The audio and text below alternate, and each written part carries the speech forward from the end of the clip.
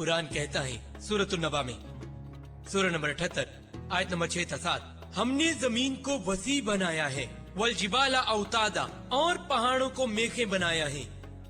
कुरान कतन नहीं कहता पहाड़ों को मेखों की तरह फेंका गया, पहाड़ मेखों की तरह।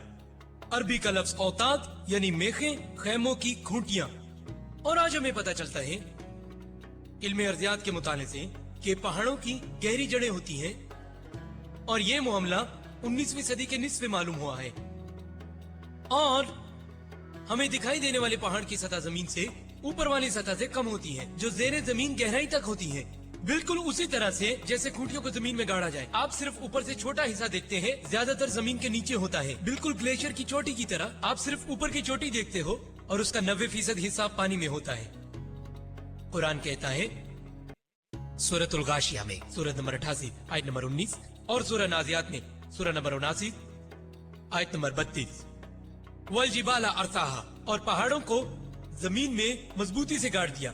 आज के माहिरीन तो ये तस्लीम करते हैं कि ये पहाड़ जमीन को मजबूत करते हैं। सारे माहिरीन नहीं, लेकिन कुछ कहते हैं। अगर आप किताब दी अर्थ का मुताला करें, जिसका हवाला इल्म अर्जियात की कई यूनिवर्सिटीज ने दिया है, उसके लिखारियों में से एक जिनका नाम डॉक्टर फ्रैंक प्रेस है, वो लिखता है कि पहाड़ खूंटी की शक्ल के होते हैं और इनकी जड़ें तो जमीन की गहराई तक होती हैं, और पहाड़ का काम तो जमीन को इस्तेकाम देना है।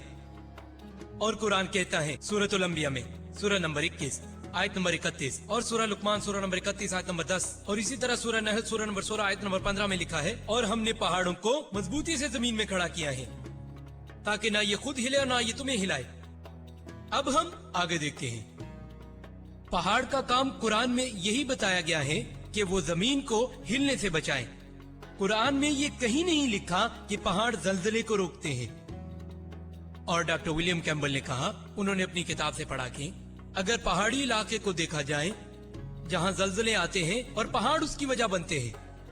अब जरा गौर कीजिए, कुरान में ये कहीं नहीं लिखा कि पहाड़ जल्जलों को रोकते हैं। अरबी में जो लफ्ज जल्जले के लिए यूज होता है, डॉक्टर कैम्बल अरबी जानते हैं, यह है जिलजाल या जल्जला। इन 3 आयात में इस्तेमाल होने वाला लफ्ज जो मैंने कहा वो है तमीदा। तमीदा का मतलब है हिलाना, झुलाना या झूला देना।